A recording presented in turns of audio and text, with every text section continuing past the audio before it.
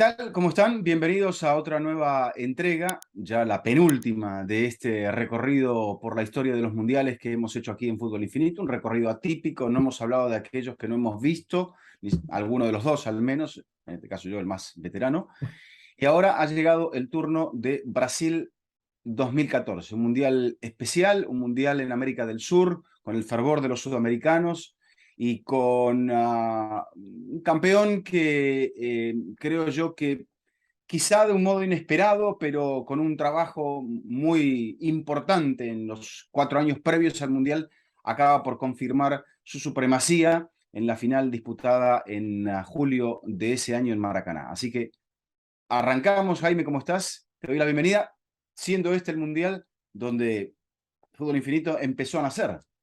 Fue el mundial donde nos conocimos Ujú. y fue muy temprano en el mundial.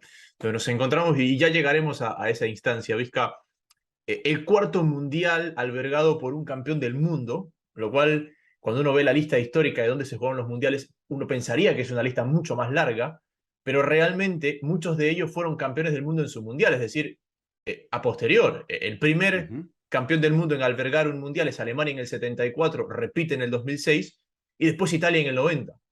Y de ahí recién nos tenemos que encontrar con Brasil siendo sede de la Copa del Mundo en el año 2014. Pero como todas las Copas del Mundo, hay un premundial tremendamente convulsionado.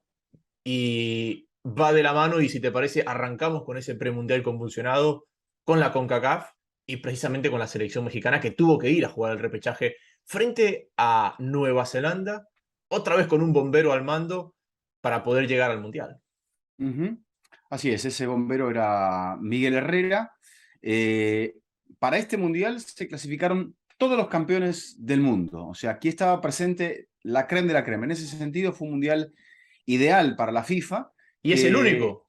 ujú, exacto, que estaba a punto de vivir el cisma que llegaría un año después con el famoso FIFA Gate, aunque ya estábamos a punto de otorgar el mundial, o no, ya estaban otorgados de los mundiales de 2018 y de 2022, lo cual sería un poco el detonante de toda esa crisis que acabó con la presidencia de Sepp Blatter y que acabó directamente con lo que era la estructura de mandos de la FIFA. Así que te gustaría arrancar por México, así que arrancamos por México. México había jugado ese Mundial de 2010 con el Vasco Aguirre, un entrenador mexicano que había llegado al rescate y otra vez se da una situación en la cual México tiene que colocar a un hombre de rescate.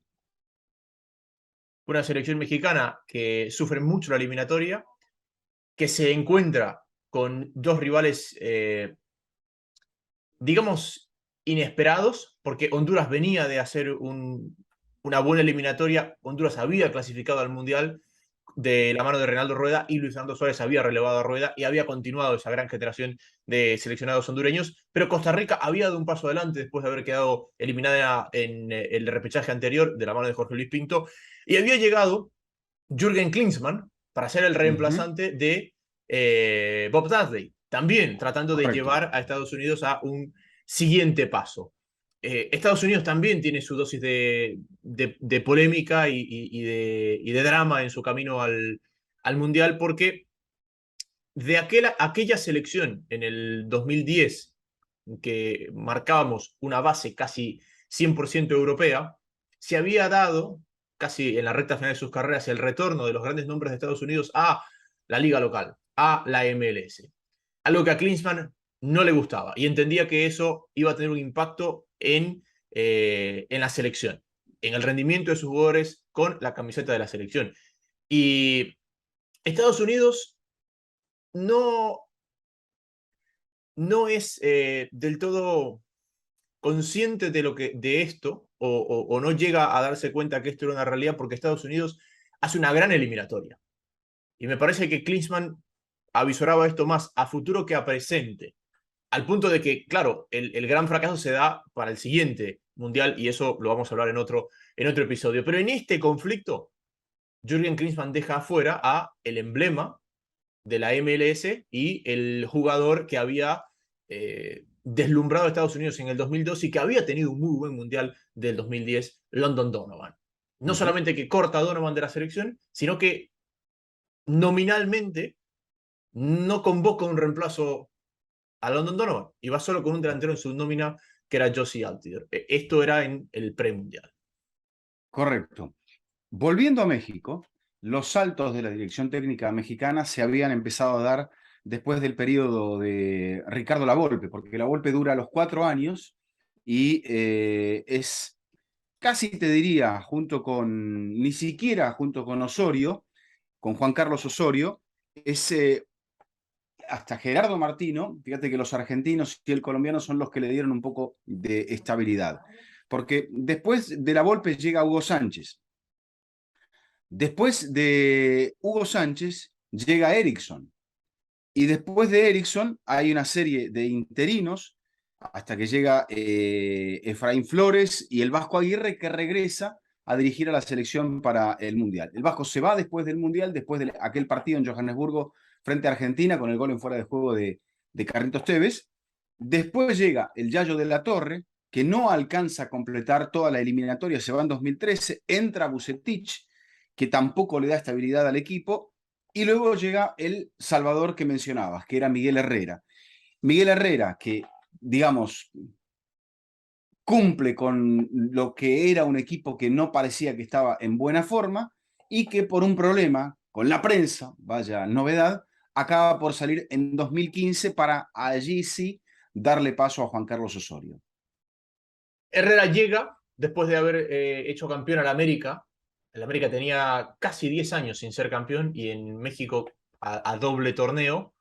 Era casi 20 torneos sin que el América pueda ser campeón del fútbol mexicano y Herrera había llegado para sacar campeón a las Águilas del América y apenas llega a dirigir una eliminatoria que ya estaba condicionada para México en el proceso de Yayo de la Torre y México logra, porque realmente eso es lo que termina pasando, México logra llegar al repechaje. México no podía optar a mucho más, no dependía de sí mismo Vizca, y ya que estamos en el contexto de Estados Unidos con CACAF, México, en la última jornada, logra clasificar al repechaje porque Graham Susi marca el gol de la victoria de Estados Unidos sobre Panamá cuando Panamá estaba clasificando al Mundial, dejando a la selección mexicana fuera frente a Estados Unidos. En un partido dramático en el Rommel Fernández, al mismo tiempo que México caía en San José, Estados Unidos lo empataba al 90 con gol de Susi y lo ganaba al 93 con gol de Johannesson. Y con eso quedaba Panamá en el camino y México lograba, de forma muy sufrida, clasificar al repechaje donde terminaría enfrentando a Nueva Zelanda. ¿Qué haría Herrera para ese repechaje? Como esa selección no caminaba y Sudamérica era campeón, Herrera tomaría casi que al América más unos cuantos del exterior para poder jugar ese doble partido frente a la selección neozelandesa. Exactamente, metió la base del América Miguel Herrera. Un México que de 10 partidos solamente ganó 2. O sea, así de dramática era la situación de la selección tricolor. Le gana a Jamaica y le gana en casa a la selección de Panamá. Solamente gana un partido como local. Claro, ese partido ante Panamá en el Azteca, Panamá era el rival directo de México. Ya estaba Herrera al mando, ya había metido mucha gente del América, dentro de ellos un tal Raúl Jiménez, que a 5 minutos del final hace un gol de chilena para ganarle a Panamá. Y eso es lo que lo deja a México vivo para la última jornada, porque sin ese gol de Herrera, ya lo que, perdón, sin ese gol de Jiménez, ya lo que pasaría con Graham Susi y compañía ya sería completamente anecdótico en la última México jornada. pierde en la última fecha en San José y se le escapa el partido a Panamá. La diferencia de gol estaba bastante pareja, por lo tanto hubiese significado un punto de sufrimiento si Panamá hubiese ganado. Creo que de hecho si Panamá ganaba por un gol, Panamá hubiese clasificado. Entonces, pero bueno, el partido se le escapa a la selección panameña en el final con 2 goles en los descuentos, porque ganaba Panamá 2-1, y ese es el capítulo del drama habitual. O sea, Estados Unidos en este caso le terminó dando una mano a México. Esa es, digamos, la línea final para permitirle luego a México ir a jugarse esa repesca contra Nueva Zelanda. Hay una entrevista que me parece que es, no sé si es a Susi o a Johannesson, pero es a uno de los dos autores de los goles, donde dice que uno de los jugadores de Panamá le dijo, pero ¿qué están haciendo? Ustedes están clasificados. Me parece que fue Susi. Y Susi le responde, le dice, el equipo está clasificado, yo no estoy clasificado. Ujú. Y es verdad, dice, yo me estoy jugando un Claro. lugar en la nómina, el equipo ha clasificado, yo estoy jugándome un lugar para estar en la próxima Copa, en la próxima Copa del Mundo. Dentro de lo que pasaba en ese premundial, Islandia clasificaba al mundial, la selección más pequeña o el país más, de menor población en clasificar a una Copa del Mundo, apenas 300.000 habitantes. Francia tenía que ir a jugar al repechaje porque había compartido grupo con la selección española, de esos grupos de la muerte que hay en Europa muchas veces. Colombia volvió a una Copa del Mundo y si quieres profundizamos un poco en el retorno de Colombia para Ujú. mencionar que hubo otro repechaje dramático que cruzaba a Cristiano Ronaldo y Zlatan Ibrahimovic. Ujú. Suecia jugaba frente a Portugal, finalmente Portugal sería el que terminaría Correcto. avanzando. Pero lo cierto es que Colombia volvía al Mundial y me parece que esa era un poco la principal novedad en el ámbito sudamericano. Así es. Argentina, después de un comienzo con algunas dudas, en una eliminatoria donde esto comienza después de la Copa América que Argentina, digamos, no gana en casa, que gana Uruguay en 2011. La final se juega en el estadio de River Plate en Buenos Aires después del descenso de River y la gana la selección uruguaya, que ya habíamos descrito en el episodio anterior, que venía de ser semifinalista de la Copa del Mundo de Sudáfrica, que tenía a un gran Forlán y a dos grandes jugadores que iban en ascenso, mientras la carrera de Forlán parecía que ya había alcanzado su pico, la de Suárez y la de Cavani iba en un franco ascenso a punto de convertirse en quizá dos de los grandes goleadores de la historia del fútbol sudamericano y claramente de la historia del fútbol de Uruguay. Argentina, que arranca esa eliminatoria en un proceso de cambio y de transición, termina muy sólida con Alejandro Sabela y es la que se impone. Brasil no participa de la eliminatoria, Argentina se impone en ese proceso de clasificación, donde Uruguay va otra vez a la repesca. En este caso no es una repesca tan dura para la selección uruguaya. Estaba la Chile de Jorge Sampaoli, que hace una muy buena eliminatoria, y la Colombia de José Néstor Peckerman, que no había comenzado la eliminatoria, sino que había sido Lionel Álvarez. Es que de las clasificadas al Mundial, hay dos selecciones que mantienen el proceso de principio a fin, que son Ecuador y Uruguay. Tavares, que ya venía del 2010, y Ecuador con Reinaldo Rueda, dirige toda la eliminatoria y clasifica. ¿Por qué? La eliminatoria para Chile la comienza el Vichy Borghi, alguien Correcto. de muy buen pasaje con Colo-Colo y que después había tenido experiencia en el fútbol, había vuelto al fútbol argentino, pero que en Chile había hecho su nombre como entrenador de Colo-Colo. Y que había Uh -huh. sido quien había llevado a gran parte de esa generación dorada de Chile al éxito profesional justamente con Colo-Colo.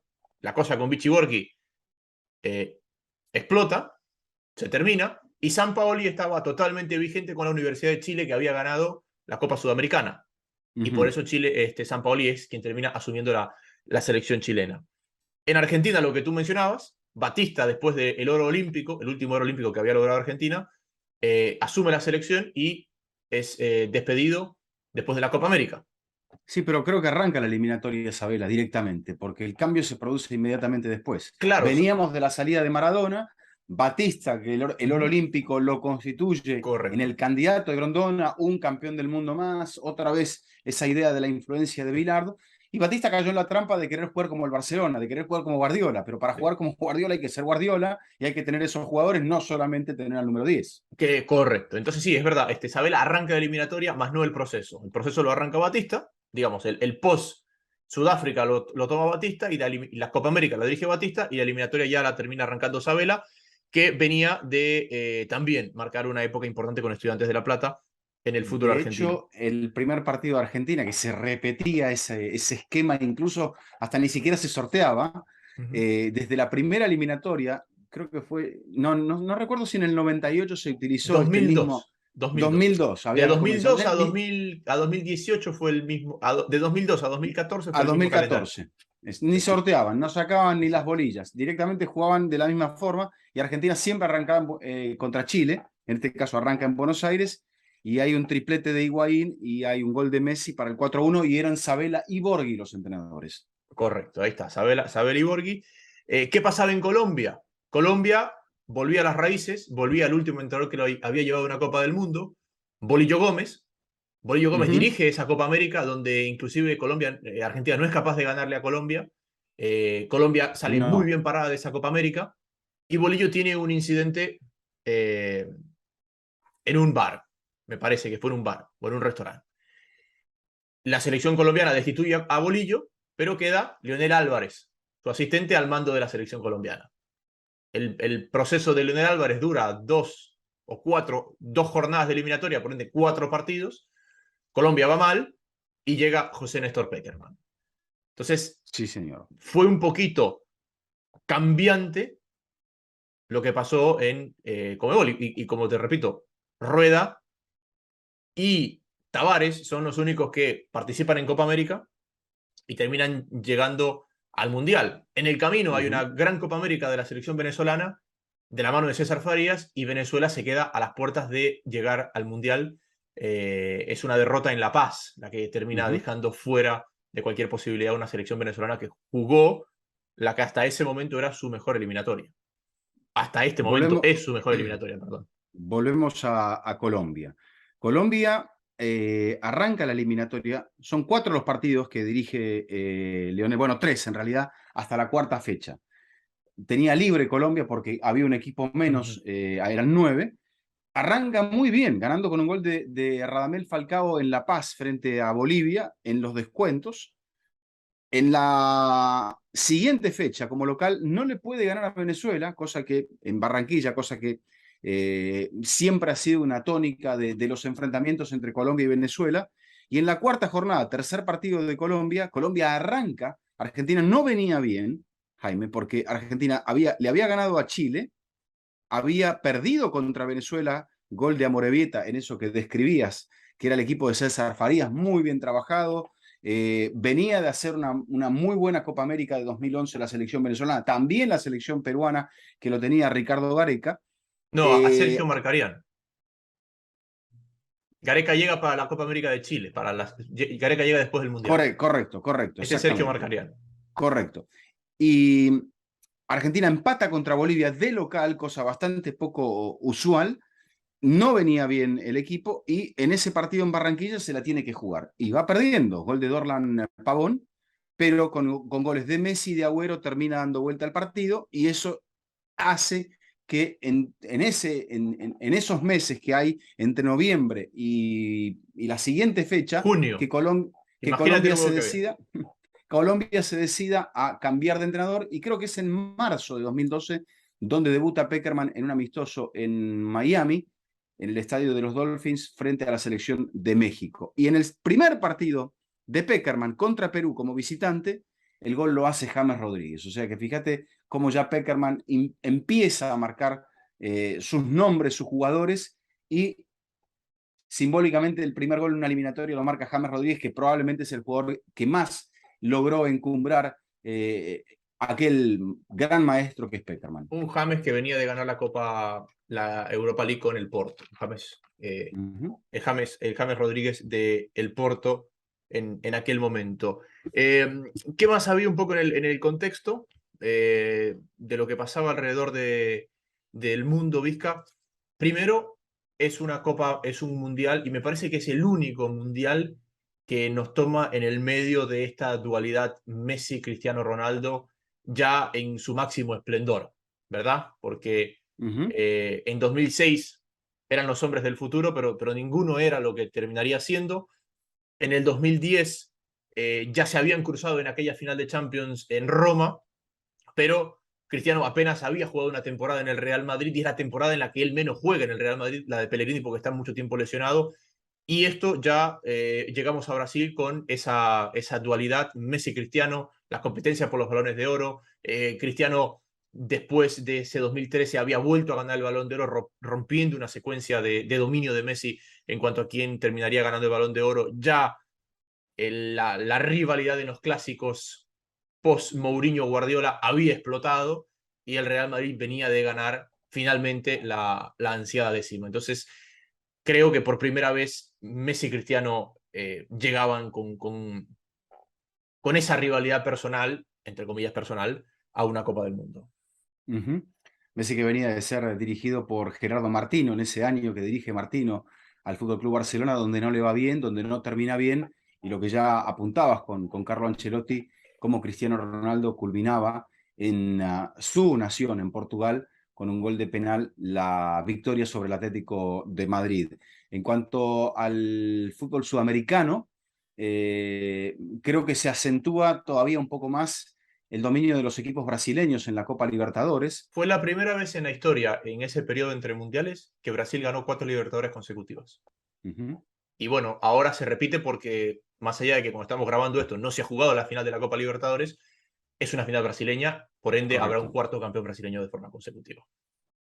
Con ese contexto, con España, campeona de Europa, o sea, venía el equipo español a defender el título ya con el proceso de Vicente del Bosque afirmado, ya no quedaban, sí, si bien es cierto quedaban vestigios de aquel campeón de Europa y de las bases que sentó Luis Aragonés, creo que aquí ya era la España de Vicente del Bosque y enfrentaba ese desafío, ¿no? De un equipo que viene cabalgando una ola muy positiva.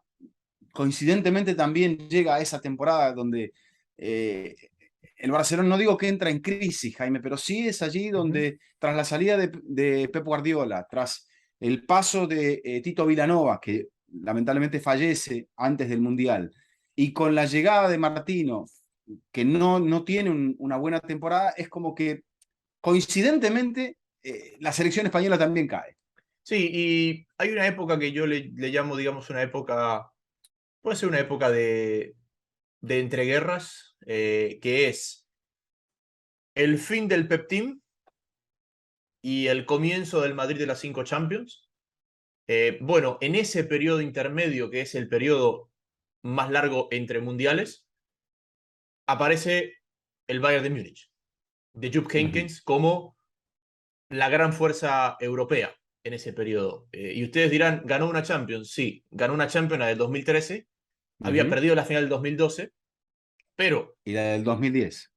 Claro, pero eso fue antes, eso me parece que fue antes, Antes ¿no? del Mundial de Sudáfrica, Antes del sí. Mundial, exactamente. O Pero sea, bueno, ahí mantenía una línea, o sea, el equipo sí, llegaba a finales. el equipo llegaba a finales y si bien ganó solo una Champions, en ese periodo 11, 12, 13 y 14, que justo se había jugado el Mundial, o llegaba el Mundial, había sido el equipo de mayor protagonismo europeo y que en la temporada previa al Mundial ya contaba con Pep Guardiola como su entrenador. Correcto, correcto. Intentando cambiar un poco el estilo de los alemanes, cosa que no conseguiría hacer la cúpula siempre del Bayern, muy determinada en qué clase de fútbol, qué esquema de fútbol y cuál sería la forma que utilizarían o que intentarían tener para poder ganar. Eso sí, en este periodo, y hablando un poquito del Bayern, es donde se acentúa otra vez, quizá como en algunos años 70, aunque en los 70 está un poquito más mezclado todo, esta situación, cuando el Dortmund de Klopp empieza a caer, el Bayern se mantiene y empieza a sacar jugadores, no voy a utilizar otro verbo, empieza a tomar jugadores, los mejores jugadores de otros equipos a los cuales puede acceder por su gran poderío económico. Y los demás, como no pueden estar a la altura, empiezan a generar esa cadena de formación que luego el Bayern acaba por aprovechar y que después, incluso, no con Hansi Flick, pero que digamos, continúa hasta con los entrenadores, como en el caso más tardío de Nagelsmann. Es que en esta nómina alemana, y ya para meternos un poco en lo que fue el Mundial, en esta nómina alemana, Vizca, había 11 jugadores entre el Dortmund y el Bayern, en su mayoría del Bayern, y de esos 4 nombres del Dortmund, bueno, uno de ellos a final de esa temporada o después del Mundial pasaría a ser jugador del Bayern de Múnich, que era Mats Hummels. Mats Hummels es campeón del mundo como jugador del Borussia de Dortmund. Y con eso podemos entrar al Mundial. Si te parece, un Mundial que tuvo una sola debutante, la Bosnia comandada por Asmir Begovic, Miralem Pjanic y Edin Dzeko.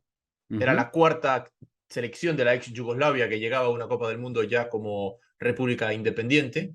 Son solo 4 las que no han llegado, que son Montenegro, Kosovo y Macedonia. Macedonia estuvo a un partido de llegar a esta última Copa del Mundo. Eh, y con eso podemos llegar al Mundial, Vizca. Y mi primera sensación del Mundial, previo a la inauguración en el estadio del Corinthians entre Brasil y Croacia, era que Brasil no iba a disfrutar el Mundial en lo más mínimo. Más allá de que Ujú. venían de ganar de la Copa Confederaciones, más allá de que habían encontrado en Neymar su nueva estrella, un Neymar que apenas tenía una temporada con el Barça, que el nivel de presión que había sobre Brasil iba a hacer que el Mundial sea casi una tortura para la selección brasileña. Y que con el Ujú. antecedente del 50 solamente había un resultado posible para que eso no sea una catástrofe. Y era Brasil campeón del mundo. Y en ese contexto Brasil iba a tener que meterse en una olla de presión cada vez que iba a jugar un partido. Es que los 4 años precedentes hacia la Copa del Mundo no habían sido buenos para Brasil, más allá de que el proceso medio que se encamina en lo que es la llegada al Mundial con la Copa Confederaciones. Antes, un breve repaso por las sedes, un aspecto bastante criticado. Brasil, el país más extenso y el más poblado de América del Sur, propone 12 sedes, para lo cual había que salir un poco de las ciudades más pobladas, de las zonas donde hay más riqueza y más tradición para el fútbol. Entonces, allí acaban por aparecer escenarios que son muy criticados luego, porque se critica, como siempre, lo que se gasta en escenarios de fútbol y demás, pero esa es una parte polémica. Hay 12 sedes, 12 estadios, y dentro de ellos creo que lo que más se critica son los de Manaos, los de Cuyabá, Natal, Recife y Fortaleza, junto con el de Salvador, o sea, más el de Brasilia. Generalmente aquellos escenarios que salían del circuito tradicional de Sao Paulo, Río de Janeiro, Paraná, Río Grande do Sul y Minas Gerais eran un problema, porque allí no había clubes importantes que los podían aprovechar y eso generó críticas por parte del resto del país hacia la organización, entendiendo también, Jaime, que Brasil iba luego camino a ser la primera sede en la historia de los Juegos Olímpicos cuando los Juegos llegando a Sudamérica. Entonces, aquí también hay un punto en el cual, bueno, las comunicaciones dentro de Brasil con algunas sedes no eran las más adecuadas y eso un poco se sufre durante el Mundial. Es que no habíamos tenido un Mundial en un país de esa magnitud. Perdón, habíamos tenido un Mundial en un país de esa magnitud porque Brasil había albergado un Mundial, pero ese Mundial que alberga Brasil es muy compacto donde se Uh -huh, juega. uh -huh. Y el otro referente, y por eso te iba a decir, no habíamos tenido un mundial de esa magnitud, salvo Estados Unidos 1994, donde Estados Unidos estaba a la vanguardia de las conexiones, Claro. de la logística. Sí, es verdad, de Los Ángeles a Boston eran 6 horas de vuelo, pero Estados Unidos tenía la infraestructura para que puedas moverte. En el caso de De hecho, Brasil, Estados Unidos no tuvo que construir ni un solo estadio para el Mundial, estaba todo construido. exacto. En el caso de este mundial, y después se repetiría en Rusia, para ir de una sede a otra tenías que pasar o por Sao Paulo o por Río de Janeiro. No podías cruzarte de, por ejemplo, de Porto Alegre a Manaus. Uh -huh. Es más, yo saqué un O cálculo. por Brasilia, porque Brasil siendo la capital había Sí, muchos vuelos que conectaban, pero sí, había que pasar por esos dos grandes polos de desarrollo del país. Otrora el campeonato brasileño que se desarrollaba como un campeonato Río-Sao Paulo, así era la dualidad de este gran país que se centraba, que por momentos centró casi todo entre Sao Paulo y Río de Janeiro.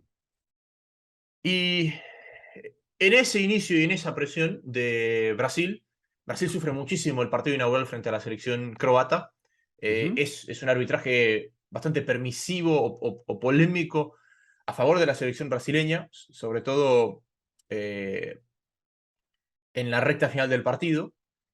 Y Brasil sufre mucho el grupo, porque se termina encontrando en la segunda jornada eh, con Memo Ochoa, Uh -huh. cuando Brasil se posiciona en Fortaleza para jugar frente a México y termina empatando a cero. Entonces ya lo que era un ambiente de muchísima presión para Brasil, se encuentra con Ochoa, se encuentra con el equipo del Piojo Herrera, que de las selecciones mexicanas creo que es la que mejor ha defendido de las últimas.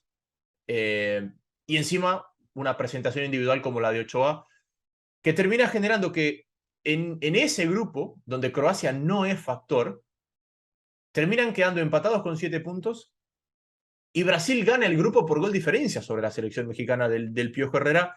La diferencia está ahí en el abultado marcador con el que Brasil cierra el grupo goleando a Camerún, mientras que México a Camerún le había ganado tan solo por 1-0. Sí, esperábamos otra cosa de Camerún, esperábamos otra cosa de Croacia. De hecho, otra vez el sorteo es como que mete a México con el país anfitrión y en una zona de riesgo, pero pese a todas las dificultades de la clasificación, la selección mexicana sale adelante con esa situación que ya describía Jaime, un equipo que después ya se equilibra un poco más con otros jugadores, y que acaba por ser, me parece, un equipo sólido, que entendía que tenía que defender bien para después poder ver cómo atacaba. Vuelvo a Brasil, Jaime, porque en este periodo empiezan los problemas con los entrenadores en Brasil. Quizá como Brasil sin entender hasta la llegada de Tite qué perfil tendría que tener el seleccionador brasileño. Dunga dirige los 4 años entre Alemania y Sudáfrica, gana la Copa América de 2007 en Venezuela, que le gana muy bien la final a Argentina, y luego Gana la Confederaciones también. gana la Confederaciones, y luego llega la Copa América de Argentina, ganada por Uruguay, donde Brasil es eliminado por penales ante Paraguay. Brasil no va bien, ya en ese momento el entrenador brasileño era Mano Menezes, que dura solamente 2 años Mano Menezes. Mano Menezes sale y llega Felipao. O sea que Brasil en la confusión entiende que tiene que tener un entrenador de carácter, campeón del mundo, que quizá ya tenía algunos métodos que habían envejecido, y esto no lo ponga ahora porque lo va a ver casi a punto de ganar la Copa Libertadores al señor, pero en ese momento parecía como que los métodos de Felipao habían caducado, que ya ese discurso evangelizador de vestuario, con toda la presión que había, y veíamos al equipo rezar y llorar en el campo, no alcanzaba, Jaime.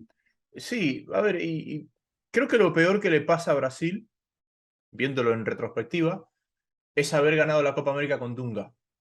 Porque Brasil trae a Dunga lo opuesto a lo que había sido el propio Scolari y los antecesores, y gana. Y Brasil entiende, este es el camino. Cuando no funciona Dunga, viene Mano Menezes, que no es que era el Tite del momento, porque cuando Tite asume la selección brasilera, Tite era amo y señor del fútbol brasilero y era el rival a vencer en la Copa Libertadores de América. Había ganado la Copa Libertadores con el Corinthians y a día de hoy Tite sigue siendo el último entrenador en ganar la Intercontinental o el Mundial de Clubes con un equipo sudamericano, porque la gana con el Corinthians también. Correcto. Entonces Tite era una decisión obvia. ¿Qué pasa? Brasil, en medio de que Menezes no funciona, se queda sin competencia. Entonces estás confundido y no tienes cómo medirte al mismo tiempo. Y volviste a la base y dice, volvemos con Felipao. Y ojo que Felipao, si bien tenía ese fracaso con el Chelsea, Felipao había sido semifinalista de 2 mundiales atrás con la selección portuguesa. O sea, parecía una decisión lógica y obvia. Y Felipao te había dado la Copa Confederaciones en la final ante Exacto. la campeona de Europa y la campeona del mundo, la selección española. Después nos vamos a dar cuenta cómo venía esa selección. Claro. Pareció una decisión obvia, pero al final, como lo marcas tú, Brasil se ve superado. Ya habías puntualizado tú en Luis Fabiano en Sudáfrica, o sea, Luis Fabiano tomando el lugar que habían dejado Ronaldo, Adriano y compañía. Que también Y por ahí acá toca centramos Fred. injustamente, claro, pero centramos injustamente este tema de Felipao, pero era difícil porque eso, o sea, estaba sin Neymar, ¿no? Que ya había saltado a la escena. Habías mencionado la posibilidad de convocar a Neymar y siendo convocado Nilmar, que dio primero el salto hacia el Villarreal y no funcionó. Entonces, este equipo tenía a Neymar, pero luego, si uno lo veía en su estructura, Brasil siempre necesitó un crack. Cuando fue campeón del mundo, Brasil siempre tenía un crack. Y me dirás, bueno, en 94, ¿quién era el crack? Bueno, era o Romario o Bebeto. Pero había gente con mucha personalidad. Y eso es un poco lo que marca a los equipos brasileños campeones del mundo. En 2012 ese líder, me parece, era el fenómeno Ronaldo, y luego, para atrás, tenemos a Pelé. Siempre Pelé, eternamente Pelé. En este equipo, yo creo que más allá de que me dijeras, estaba Dani Alves, estaba Thiago Silva, estaba David Luiz, Todos estaba centrales, Neymar, sí, todos defensores. exactamente, todos defensores. El Estaba equipo Marcelo y después estaba. creativamente, más allá de Neymar, no tenía extremos, por ejemplo, que fueron siempre el gran fruto del fútbol brasileño, porque podía entrar cualquier tronco a empujar la pelota, Es que pero tampoco había esa generación. tenías un mediocampo con Paulinho, con, Luis Gustavo. con Luis Gustavo, gente mucho más conocida por su empuje, por su carácter, que por su generación de juego. Y claro, el acompañante de Neymar era Hulk o Fred. Uh-huh. Había muchas mediapuntas, por ejemplo. Estaba Oscar, estaba Hernández, estaba William, estaba Hulk adelante, que tampoco era un extremo, y estaba Fred.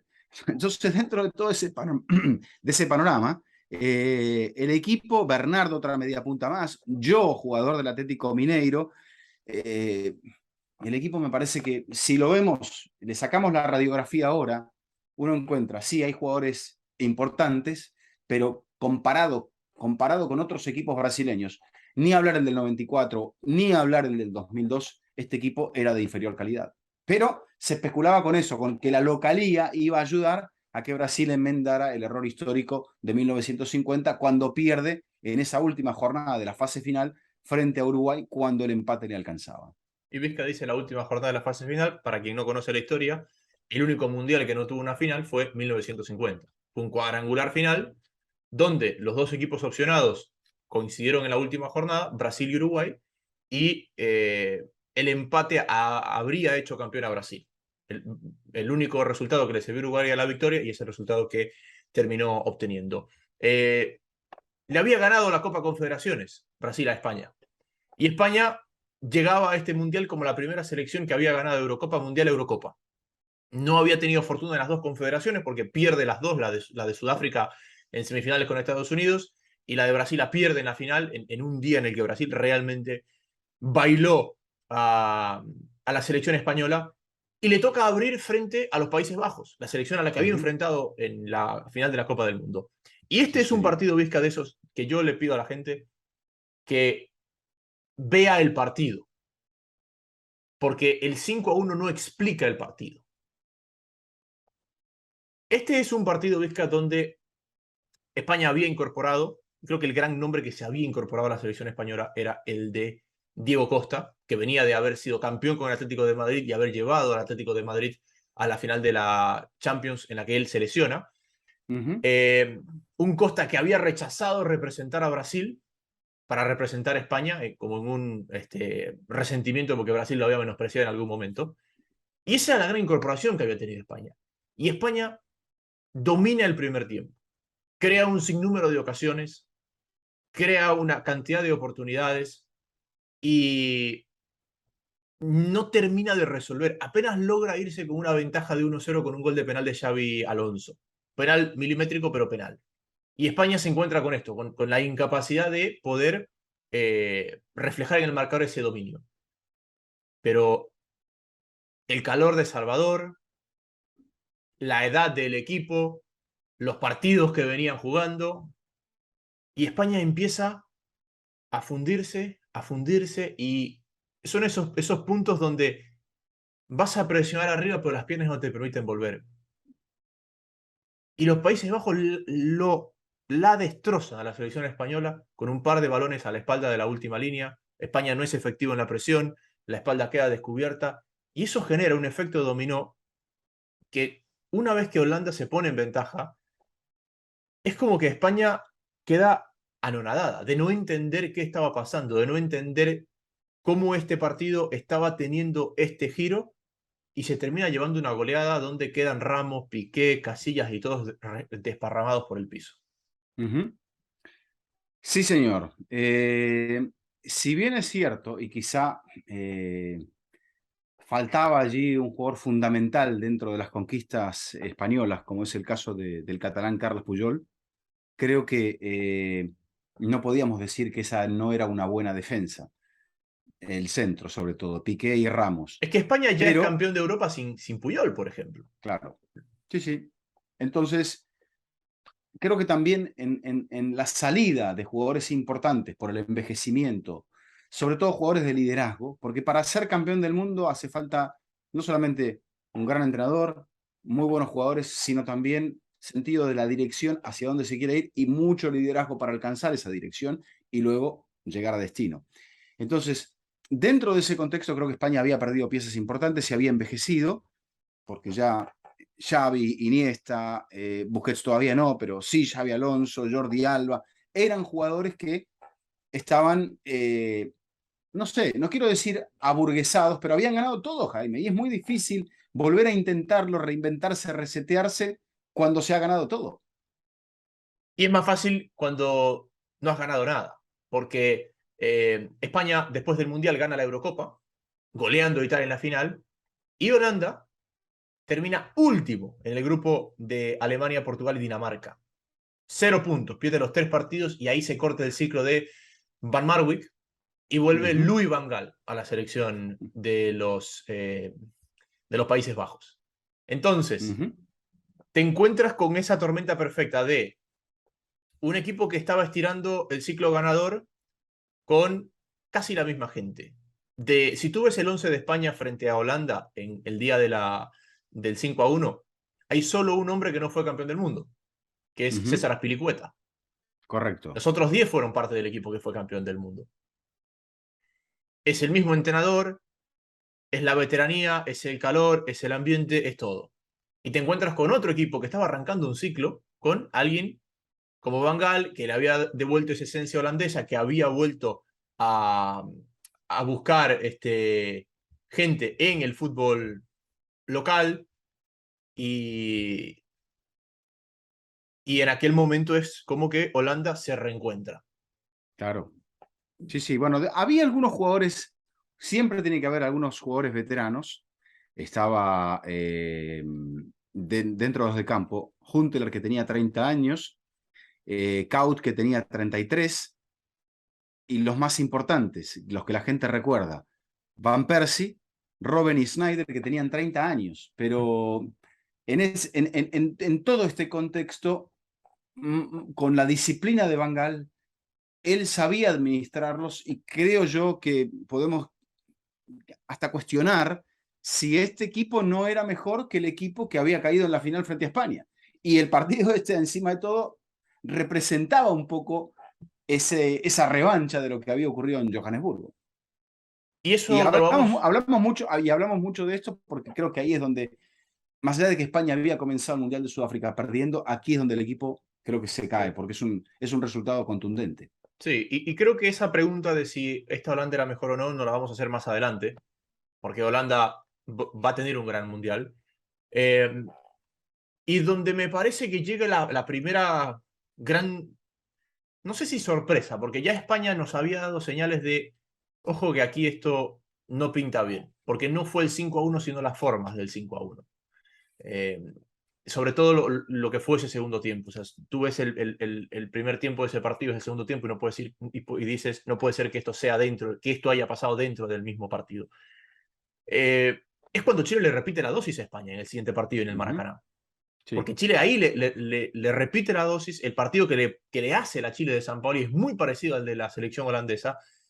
La diferencia es que España ya venía herido en el orgullo y San Paoli es capaz de hacérselo durante 90 minutos. Cosa que España realmente en aquel día, sin quitarle mérito a lo que hizo San Paoli, España ya había llegado muy condicionada, muy herida en el orgullo a ese partido frente a la selección chilena. es probablemente, más allá de lo que ocurrió en 1962, un ciclo, probablemente el mejor ciclo de la selección chilena. Otra vez le va a aparecer Brasil en la siguiente instancia, pero un equipo que clasificó bien, un equipo que aprovechó la base que había dejado Bielsa, más allá de ese pequeño bache en el que cae con Borghi, que no logra entenderse con sus jugadores, muchos de los cuales ya Borghi había dirigido a nivel de clubes. No entendemos allí qué cambió o si querían una conducción como la de Bielsa, y quizás Sampaoli, desde el punto de vista táctico y desde el punto de vista de la conducción del plantel, encontró una sintonía mucho mejor con esos futbolistas. Y creo que ese partido quizá esté marcado como uno de los mejores de la selección chilena en la historia de los mundiales. Y uno repasa el equipo, Bravo, Medel, el Gato Silva, Jara, Mauricio Isla, Mena como carrileros, Aranguis, Marcelo Díaz, Arturo Vidal, Eduardo Vargas, Alexis Sánchez. Era un equipo, el Mago Valdivia como suplente, era un equipo realmente, como decías, capaz de jugarle un partido muy incómodo a España, que ya estaba medio contra las cuerdas, y hacer que España quedara allí eliminada después de ese partido. En Maracaná, que comienza con incidentes de parte del público chileno irrumpiendo en la sala de prensa, algo que en la historia de los mundiales es absolutamente inédito. Y a partir de ahí, bueno, yo recuerdo que estaba allí en la sala de prensa esa. Lo pasamos mal porque siempre la sala de prensa fue un lugar de mucha confianza, de trabajo de los profesionales, y a partir de ahí es donde se ajusta un poco toda la seguridad y se nos vuelve muy difícil la tarea.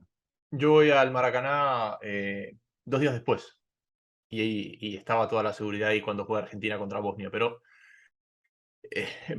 ya vamos a llegar allá. Si tú ves el 11 de Chile, y manteniendo lo que tú dices, era Vizca, salvo Bravo, Medel y Silva, era el Colo-Colo de Vichy Borghi, que pierde la final de la Sudamericana, y la Universidad de Chile de San Paoli. Era eso, eran los dos equipos que habían tenido una gran generación de jugadores al mismo tiempo, o casi al mismo tiempo, y que habían tenido un protagonismo internacional. Y si a eso le sumas que muchos de ellos que te digo que no eran de Colo-Colo, como el caso de Medel, por ejemplo, fueron parte de aquel tercer lugar en el Mundial de Canadá 2007. O sea que son dos generaciones que se juntan y me parece que Sampaoli logra conectarlas, porque en el ciclo Borghi todavía no contaba con los Díaz, Aranguis, Mena, Vargas, Isla y todos los que llegaron después o que en ese momento estaban siendo exitosos con la Universidad de Chile de la mano de Jorge Luis Sampaoli. España queda fuera del grupo. Era el segundo mundial consecutivo que el anfitrión se nos quedaba fuera, que el campeón se nos quedaba fuera. Ya había quedado fuera Italia, ya había quedado fuera la selección de España. En el grupo C está Colombia, una Colombia que hace 9 de 9, una Colombia que por el ranking termina siendo cabeza de serie. Fíjate lo que fue ese proceso eliminatorio donde Colombia y Ecuador pelearon mano a mano hasta casi el sorteo por quién era cabeza de serie. Porque había un puesto de Conmebol libre para ser cabeza de serie, porque un habitual equipo de Conmebol, cabeza de serie, Brasil, sería cabeza de serie, pero no por su ranking, sino por otro motivo, por ser organizador. Así que creo que de Colombia podemos hablar más adelante, porque es un grupo donde realmente no tiene sobresaltos, un grupo bastante débil con Grecia, Costa de Marfil y Japón. Y llegamos al grupo de la muerte. Cuando salió sorteado Costa Rica con Uruguay, Italia e Inglaterra, todos dijimos, pobre Costa Rica. Y Costa Rica ganó el grupo. Exacto. Lo de Colombia creo que, y nos quedó después de los primeros 10 días del torneo, la sensación de que estando en tierra sudamericana, que los equipos sudamericanos podían llegar a tener una gran actuación y quizá meter por lo menos 2 semifinalistas. No, se da eso, pero no se da una final sudamericana casi como se había dado, aunque describimos ya que no era una final, era el último partido, definía el campeón, pero no era final en 1950. Aquí se esperaba quizá, no sé, 3 de 4 o algo así. Y Colombia había dejado un poco esa sensación, pero era lo apuntado por Jaime. Gana 3 partidos entre rivales no de mucho peso, le hace 3 goles a Grecia, 4 goles a Japón, y creo que allí es donde la gente pensó que Colombia se había soltado, no lo contaba a Falcao, recordemos esto, que Falcao se lesiona en la última parte previa al Mundial, habiendo sido un jugador fundamental para que Colombia regresase a los mundiales después de haber estado por última vez con Borillo Gómez en Francia 98. Entonces vamos al grupo de Italia, donde sería la última participación de Italia hasta ahora en los mundiales. Una selección italiana que tenía ese grupo con Inglaterra, con otro campeón del mundo y con Costa Rica. Entonces lo que decía Jaime, Costa Rica, todo el mundo le dio la extrema unción al equipo que dirigía Jorge Luis Pinto, y la cosa sería para sorpresa después del primer partido en Fortaleza, donde los ticos dan vuelta el gol de Cavani y terminan ganando 3-1. Un Uruguay que no contaba con Suárez en aquel partido frente a Costa Rica, un Suárez que venía lesionado y que además estaba suspendido. Ya había cumplido la suspensión. Claro, sí. Suárez cumple la suspensión en Sudáfrica, pero que venía lesionado, que venían trabajando la rodilla de Suárez para que se recupere y para que pueda reaparecer en alguno de los partidos de la fase de grupo. Pero una Costa Rica tácticamente sólida, una Costa Rica que te jugaba con esa línea de tres, que tenía a Campbell y a Ruiz arriba, que alternaban quién era el punta, una Costa Rica que no se equivocaba nunca, pero lo que me parece, Vizca, es que uno ve a Costa Rica y uno lo ve un poco más a posterior, ¿no? Porque en aquel momento, si bien lo de Costa Rica contra Uruguay fue muy bueno y me tocó transmitir ese partido, era muy difícil de separar cuánto había sido bueno lo de Costa Rica y cuánto había sido ineficiente lo de Uruguay. Y es cuando Costa Rica va a jugar el segundo partido contra Italia, cuando uno dice, no, realmente fue Costa Rica la que propició el resultado. No fue de mérito de Uruguay que ese partido no lo haya ganado, porque es un partido donde yo no esperaba esa perfección táctica que Costa Rica fue capaz de implementar. Costa Rica fue perfecto aquel día contra Uruguay. El gol de Cavani es de penal, inclusive. Sí, sí, exactamente. Italia, de todos modos, comienza bien el grupo, le gana en el choque de campeones a Inglaterra. Italia venía de ser finalista de la Eurocopa en Polonia y en Ucrania, goleado por el equipo español en la final, pero todavía cuando uno ve ese partido y dice, Italia lo gana después de que se lo empata el gol de Marquisio Sturridge con un gol de Balotelli en el minuto 50. Y era un equipo, si bien es cierto, no lo tenía en el debut, no lo tenía Buffon, Sirigu era el arquero, Darmian, Barzagli, Paletta y Chiellini. Ahí había un pequeño hueco en la defensa, porque jugaba el argentino naturalizado Paletta. Marquisio, De Rossi, Berratti, Pirlo, ya un poco más adelantado, Candreva como extremo y Balotelli. Me dirás, talento tenía, quizá le faltaba ese jugador que se esperaba que fuese Balotelli, que a la larga por consistencia Balotelli nunca fue. Que Balotelli nunca fue, pero también era cierto, hija, que era quizás uno de los puntos más bajos que iba a tener la Serie A. El post-Inter de Mourinho para la Serie A fue muy complicado porque la Juve había vuelto a la primera división al año siguiente del descenso, pero la Juve no había disputado o no se había metido de lleno a dominar la Serie A como la estaba dominando o como la había dominado antes y como la dominaría después. Y que muchos de los hombres de la Juventus que seguían en selección, salvo Pirlo, habían sido jugadores que tenían mucho tiempo ahí en Serie A, pero si te pones a ver, había una gran base del Torino, había una gran base del Parma, como gente importante en el equipo, titulares, pero que realmente el Torino y el Parma eran equipos de mitad de tabla. Claro. Bueno, en la Serie A. Que ya, como lo dijimos en capítulos anteriores, empezábamos a ver un poco ese declive de la Serie A por una reestructura, por bajar el poder económico de los clubes, de la propia liga, la liga ser menos interesante a nivel de televisión. Es una liga que estaba muy subvencionada por la participación del Estado, por la RAI, porque todos los estadios eran del Estado, municipales. Entonces, en ese modelo es donde Italia, cuando empieza a imponerse el de los grandes clubes españoles y el de la Premier y el de los clubes Estado, Italia se queda rezagada. Y la era de los Berlusconi, de los Moratti, de los grandes patrones de Roma, como Sensi, como Cragnotti, que ya no estaban, acaba un poco y la Juve sufre también en ese descenso, donde no le cuesta volver, pero sí le cuesta volver a tomar protagonismo.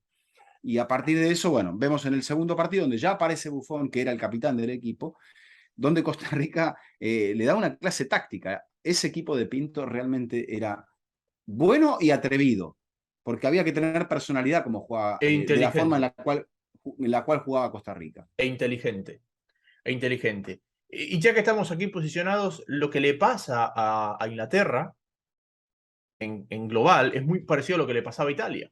Es más, Uh -huh, Inglaterra ya lo había sufrido Inglaterra ya lo había sufrido en el Mundial anterior, cuando fue borrada por Alemania, cuando no le pudo ganar a Estados Unidos. E Inglaterra para este momento ya había implementado un plan de reestructuración del fútbol inglés, pero uh -huh, había, si no me equivoco, es finales del 2012 cuando Inglaterra marca la reestructuración del fútbol inglés a nivel de selecciones, y claro, no lo iba a ver reflejado en algo que se iba a jugar en un año después.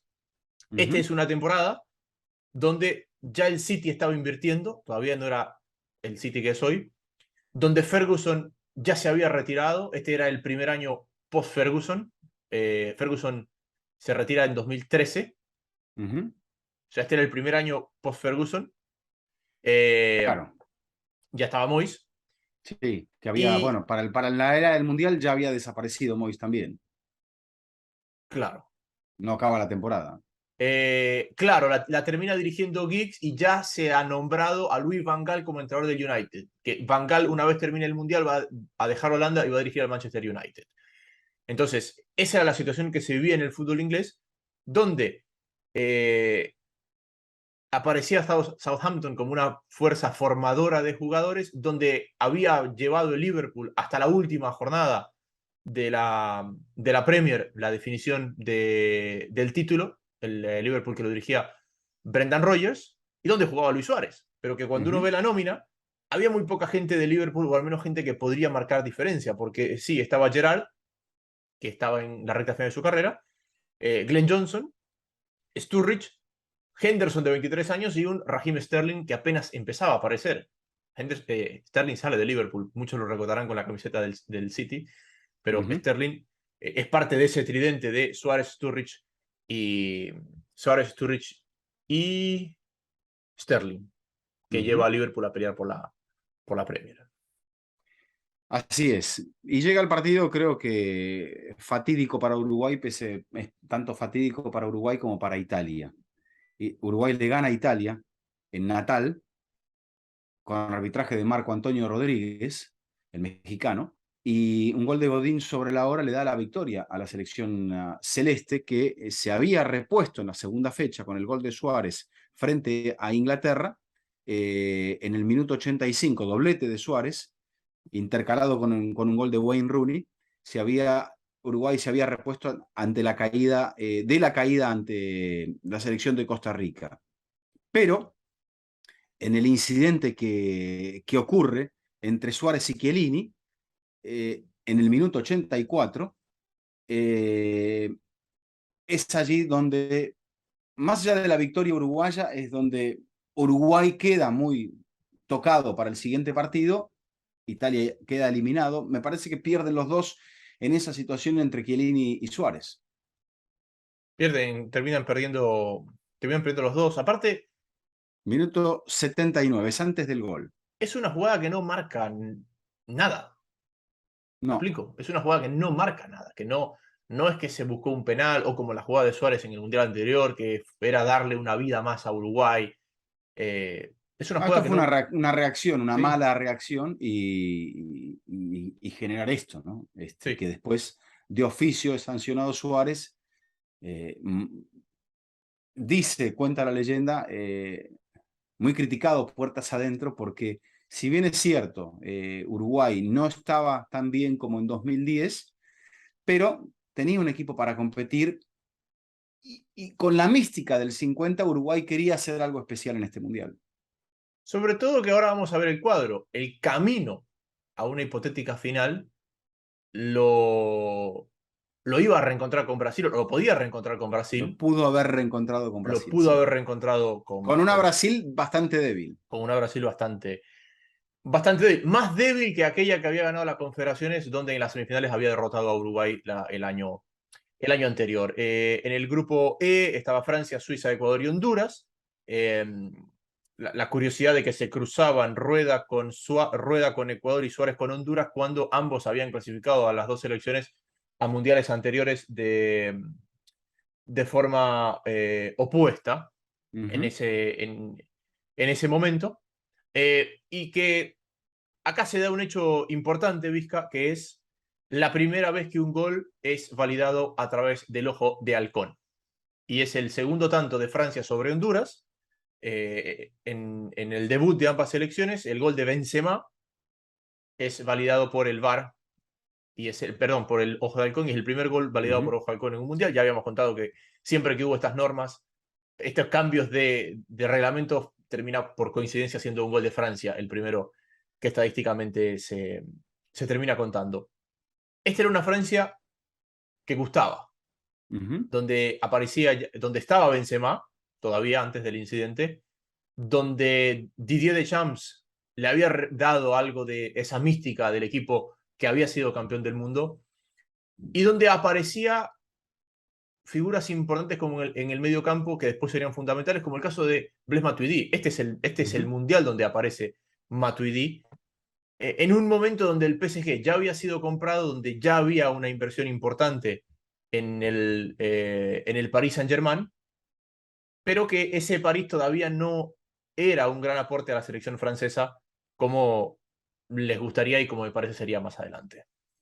Correcto. Pero viendo la formación de Francia del 3-0 frente a Honduras, ese equipo que mencionabas, dirigido por Deschamps, eh, tenía algunos jugadores, como el caso de Bra, que tenían una segunda oportunidad. Ya tenía Rafael Varane, ya tenía Pogba.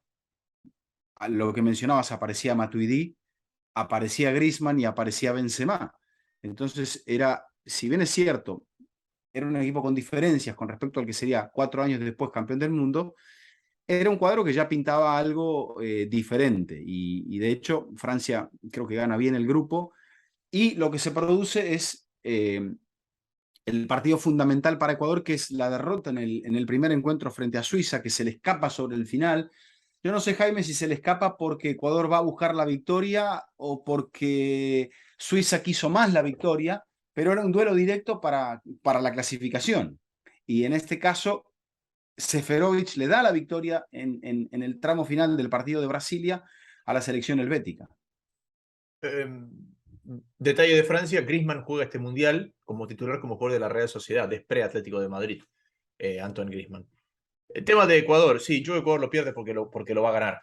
Y creo que por ahí una pérdida de comunicación entre lo que en cancha se quiso buscar y lo que el cuerpo técnico pensaba que era la mejor decisión. Y me parece que en ese error de comunicación el equipo pierde orden, y cuando el equipo ciertas líneas se posicionaban para el ataque, otras se posicionaban para protegerse y el equipo queda muy largo. Y es más, Ujú. la jugada arranca con una posesión de Ecuador frente al arco, que Michael Arroyo duda si rematar o no rematar, y en esa duda pierde la pelota y Ecuador está totalmente desguarnecido.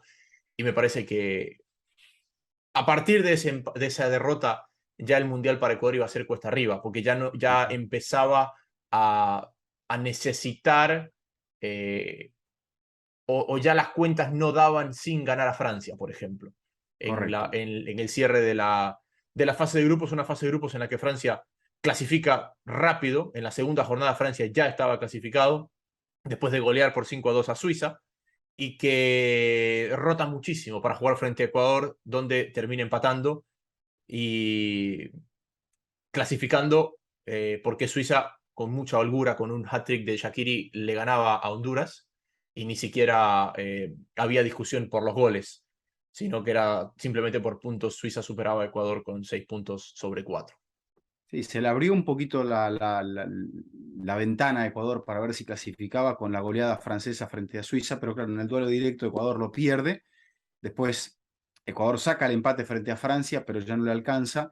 Y es allí donde, claro, teniendo que jugar contra Honduras, ese último partido, Suiza lo liquida incluso con el triplete de Shaqiri, ya a los 6 minutos ganaba Suiza y eso ponía la clasificación muy lejos del alcance de Ecuador, que termina con muchos problemas en lo interno, quizá Jaime, porque se esperaba que en este Mundial esa selección de Reinaldo Rueda alcanzara otro tipo de altura futbolística, aunque el grupo, más allá de Francia, se lo permitía. Ecuador tiene dos hechos, lamentable uno, desafortunado el segundo, camino al Mundial, y me parece que eso termina resquebrajando muchas situaciones más allá de lo que se hubiera pensado. La primera es que lamentablemente, al igual que cuando Ecuador se perfilaba para llegar al Mundial de Alemania, fallece Otelino Tenorio. En este Mundial, cuando Ecuador ya se perfilaba para clasificar a Brasil, fallece Cristian Benítez, que había sido el goleador de Ecuador en eliminatoria, parte fundamental del proceso y un hombre muy importante en el vestuario también. Y en el penúltimo amistoso, contra México en Dallas, sufre la lesión de ligamento segundo Alejandro Castillo, el puntal del mediocampo. Entonces, más allá de lo que, del impacto que pueda haber tenido eso en la gestión de grupo o en el grupo en sí, porque eso es un tema totalmente intangible y que me parece que explota después del Mundial, eh, la ausencia de esos dos elementos, sobre todo el de Castillo, porque el gran momento de Ener Valencia, por lo menos en cuanto a cuota goleadora, había balanceado la falta de gol que había Compensa tenido. lo de Benítez, sí. No sé si lo compensa, pero por lo menos no lo sufre tanto Ecuador, pero Castillo era irreemplazable. Uh -huh. Castillo para Ecuador era como que a Francia le quites a Kanté en el 2018. Y Ecuador no tenía otro hombre de esas características. Entonces ya lo que era una estructura sólida e inamovible se resquebraja. Y el que termina jugando en esa posición es Carlos Grueso, con apenas 20 años.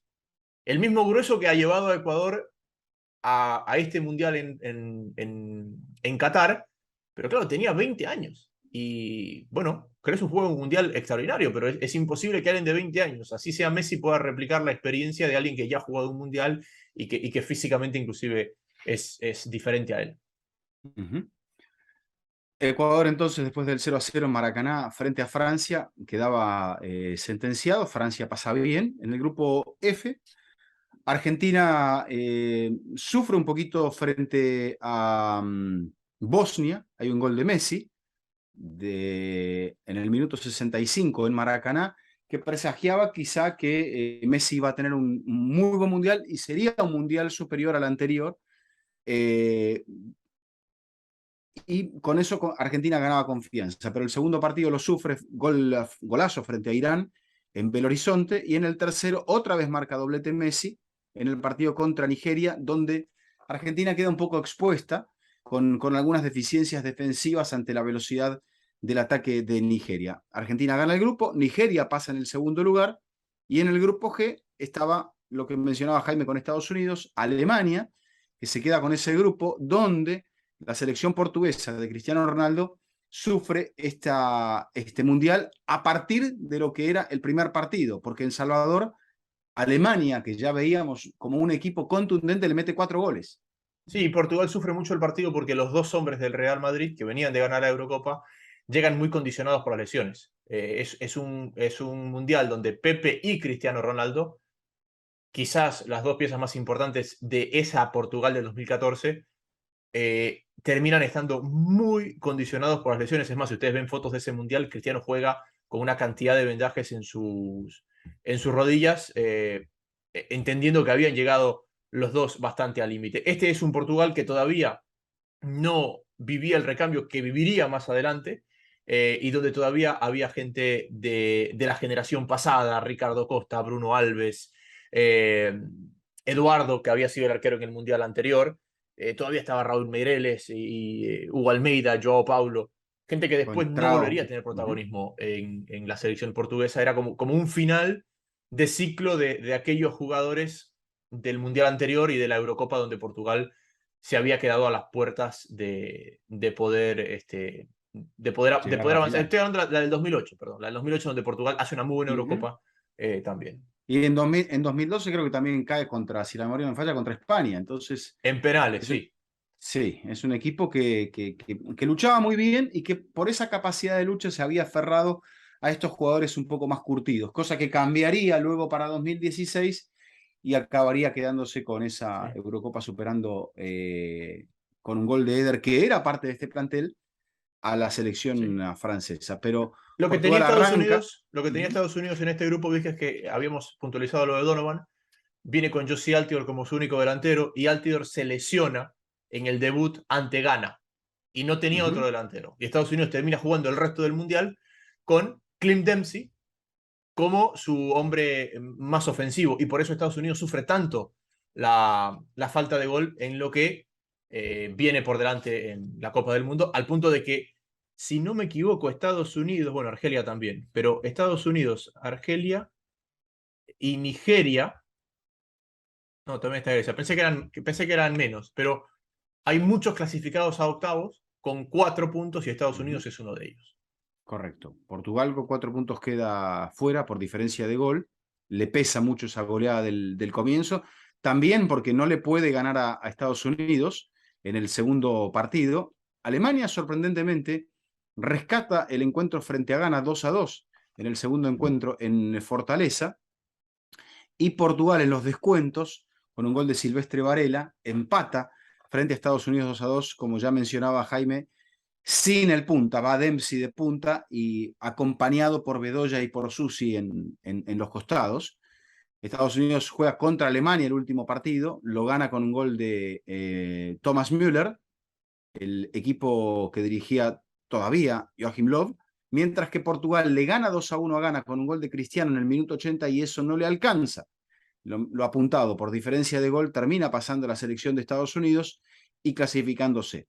En el grupo H, el último de los grupos, veíamos con puntaje ideal a la selección de Bélgica, que creo que era un grupo, si se quiere, también de los más débiles. Argelia clasifica sorprendentemente en la segunda posición, quedando Rusia sin victorias y Corea del Sur solamente con un empate.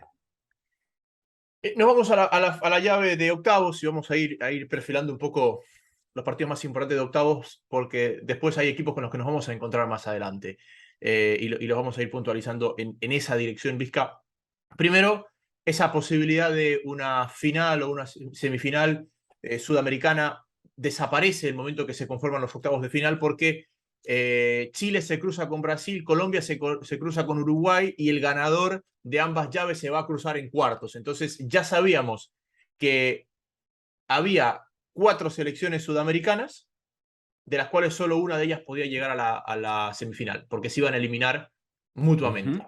Correcto. Y que Argentina venía por el otro lado del cuadro y que iba a sufrir un poco el mismo destino, sobre todo porque a la Argentina quedar emparejado con Suiza, sí clasificaba a Ecuador, que era la selección sudamericana que había quedado eliminada en fase de grupo, se iba a cruzar con Argentina Uh también. -huh. Entonces Uh era, -huh. era imposible que el cuadro quede diagramado para que las selecciones sudamericanas puedan avanzar todas de la mano.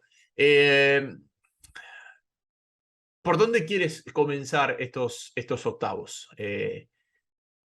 A ver, México. hay dos partidos que van a los penales. Tres partidos que se definen en tiempo suplementario. O sea, se ve mucha tensión. Los que menos sufren, si se quiere, y creo, te diría que el que menos sufre es Colombia, que ante una diezmada Uruguay, con la convulsión después de la exclusión de la Copa del Mundo de Luis Suárez y con probablemente este futbolista en estado de gracia, que es James Rodríguez, Colombia en Maracaná vive su día de gloria, le gana a Uruguay 2-0 con 2 goles de James, uno de ellos considerado el mejor gol de la Copa del Mundo, un Uruguay prácticamente que no presentó atenuantes. Y ese otro partido que se define en 90 minutos, que no se define en 90, sino se define en un polémico penal, la famosa frase que no era penal, entre Holanda y México, ganado por la ejecución de Klaas-Jan Huntelaar en el minuto 94, después de que Sneijder había empatado en el minuto 88. Y quizá allí podemos llegar a decir que se le escapa a México la posibilidad del quinto partido, probablemente cuando fuera de México más cerca lo tenía. México supera a Holanda. Holanda sufre el partido frente a México tremendamente. Y hay un punto de quiebre, Vizca, en ese partido. Hay una pausa de hidratación al minuto 75. Y al minuto 75, en esa pausa de hidratación, Luis Van Gaal los llama a todos, inclusive a Jasper Cillesen. Y aprovecha esa pausa de hidratación casi como un partido de básquet y reacomoda el equipo. Porque el único pasaje de aquel partido donde Holanda es superior a México son esos 15 finales después de la pausa de hidratación. Ahí llega el empate, ahí llega el penal. Pero ahí entra, también hace una variante, lo saca a Van Persie para meterlo a Huntelaar, meterle un poco más de altura, y empieza a diseñar un partido para a todo cerrar nada. a México. Y a México, claro, quizá dice, nos faltan 15 minutos para meternos a lo que es el gran objetivo y hemos llegado a este mundial casi por la ventana. Y ahí es donde, no sé si se combinan los dos factores, pero cuando se dan las dos cosas así, o un resultado que cambie tan rápidamente y tan dramáticamente, uno dice, quizá hay un poco de esto y un poco de esto también. Mira, ese es el hubiera no existe, ¿no? Pero viéndolo en retrospectiva, ese es un partido que sin la pausa de hidratación México no lo pierde. La pausa de hidratación rompe a México, potencia a Holanda. Claro, no la pausa en sí, como El lo que es. partido se juega a la 1 de la tarde encima de todo, o sea que Exacto. Pero cuando digo en Fortaleza. la pausa de hidratación rompe a México y potencia a Holanda, no es que la pausa en sí lo hace, sino que la oportunidad que se da en esa pausa, cómo la utiliza uno y otro. Porque en un partido donde Ochoa, que había sido uno de los, y fue una de las grandes figuras de México en el Mundial, había tenido apariciones importantes, pero no constantes. Si ustedes ven en la recta final del partido, el gol de Sneijder es de fuera del área cuando está Holanda y México metidos al área. Y es una pelota que aparece en la frontal y que Ochoa me parece está algo tapado porque tiene tanta gente al frente entre los holandeses y los mexicanos. Y el penal que comete Rafa Márquez también es porque están todos metidos en el área y Robben gambetea en el área tratando de encontrar espacio. Pero bueno, voy a eso, a la imagen de cómo se cierra el partido, con México metido contra su arco en contra de su voluntad, porque yo no creo que México se mete atrás, es Holanda el que Claro. lo lleva contra su propio arco. Sí, señor, sí, señor. Bueno, era una gran selección mexicana esa que dirigía el Piojo Miguel Herrera, que me parece que por eso se gana el crédito y después ese hecho desafortunado que le ocurre un año después, donde se mete en problemas, le falta un buen relacionista público al Piojo, porque creo que venía haciendo un gran trabajo. Ese día México en Fortaleza, creo que fue un sábado, salió con Ochoa en el arco, una línea de 5 con Paul Aguilar, Maza Rodríguez, Rafa Márquez, Héctor Moreno y Miguel Layún, Héctor Herrera, Carlos Salcido y Andrés Guardado, Giovanni Dos Santos y Oribe Peralta. Ingresaron como variantes Diego Reyes, que sustituyó a Héctor Moreno, Javier Aquino, que reemplazó a Giovanni Dos Santos, y Chicharito Hernández, que reemplazó a Oribe Peralta. También en ese minuto 75, donde hace la variante en la pausa de la hidratación, Van Gaal sacando a Van Persie, colocando un hombre de altura, y donde también había hecho un cambio bastante desesperado, porque lo había sacado a Paul Verhaeghe para colocar ya a Memphis Depay. O sea, le mete todo lo que le puede meter allí Van Gaal, tratando de rescatar el partido.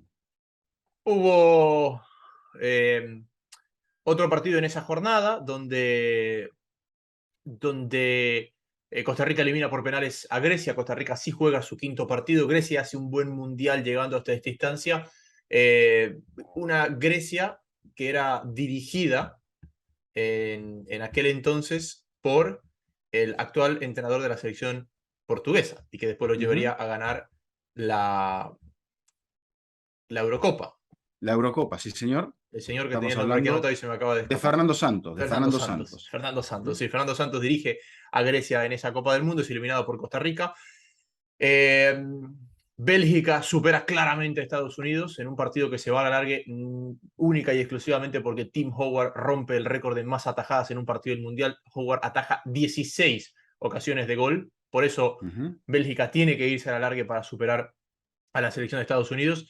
Eh, Algo parecido a lo que había pasado con Alemania frente a Argelia, donde en Bowie, el arquero argelino es la gran figura del partido. Como lo decía Vizca, Francia no sufre el partido contra Nigeria, Colombia supera a Uruguay, Argentina se va a larga para, para ganarle a Suiza, y nos centramos en el Chile-Brasil, que realmente Brasil es el partido que abre los octavos, pero lo es estamos el dejando para el primero. final porque es el más, el que tuvo algo.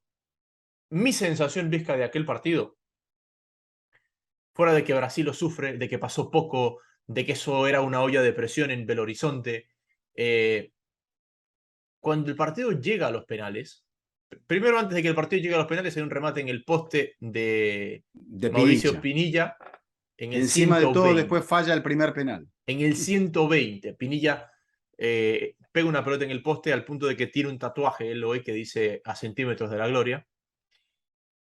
Pero No le faltan tatuajes a Pinilla, sí, pero se quiso agregar uno más ahí por las dudas. pero mi reacción en ese partido, dijo que me tocó transmitirlo, cuando viene la imagen y tú ves a todo Brasil llorando, Julio César y David Luiz a la cabeza, digo, ¿cómo van a patear los penales en este estado?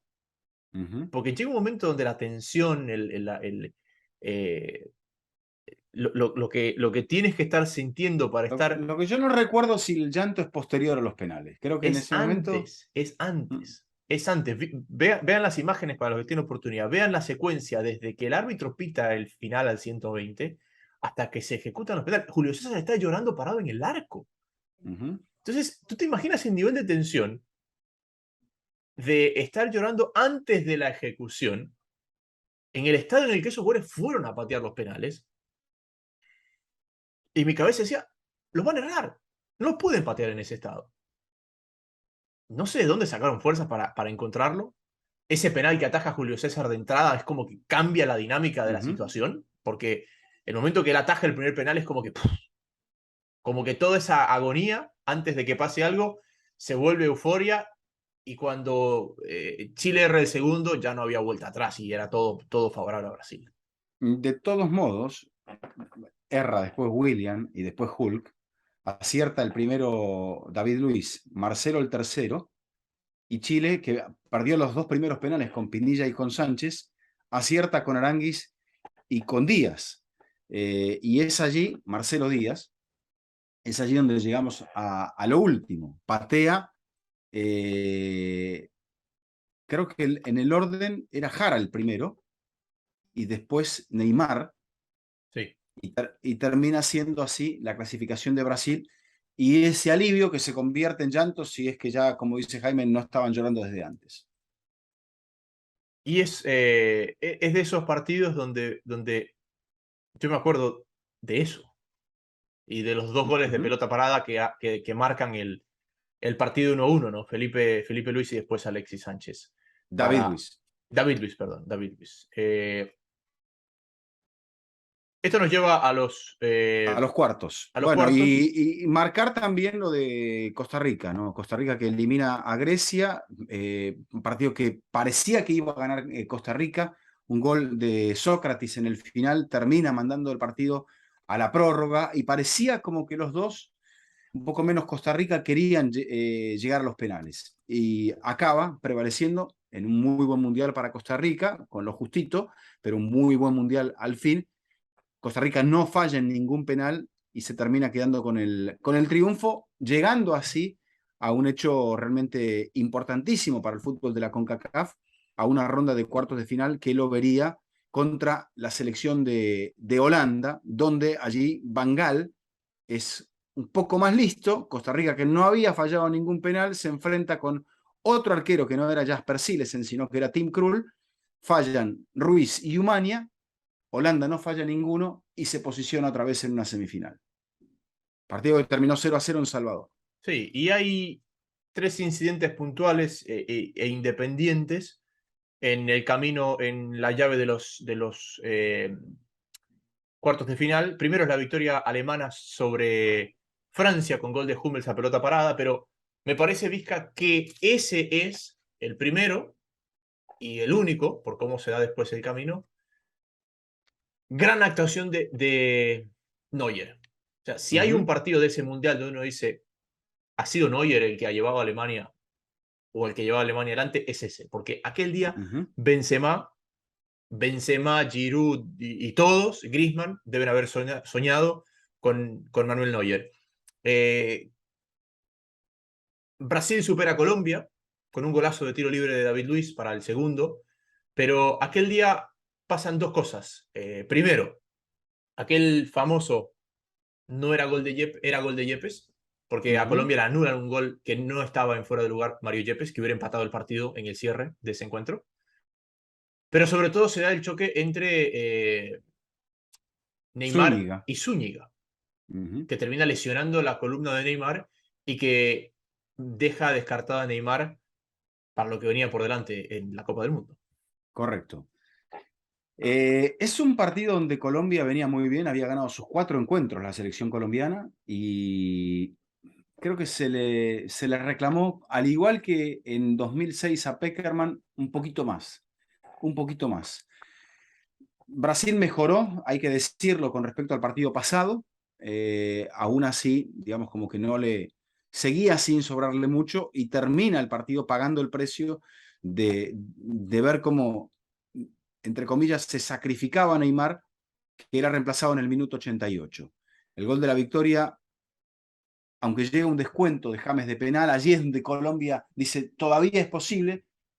James descuenta en el minuto 80, David Luiz había marcado el segundo en el 69, después de un gol de Thiago Silva, y no le alcanza el tiempo a Colombia, y lo que mencionabas, ese gol de Mario Yepes anulado, acaba por la sensación de que Colombia tenía para un poco más, que como Chile, a este equipo brasileño le podía haber ganado en su propia casa y, digamos, situaba a una Brasil debilitada para el partido de la semifinal, que ya sería otra historia frente a la selección de Alemania.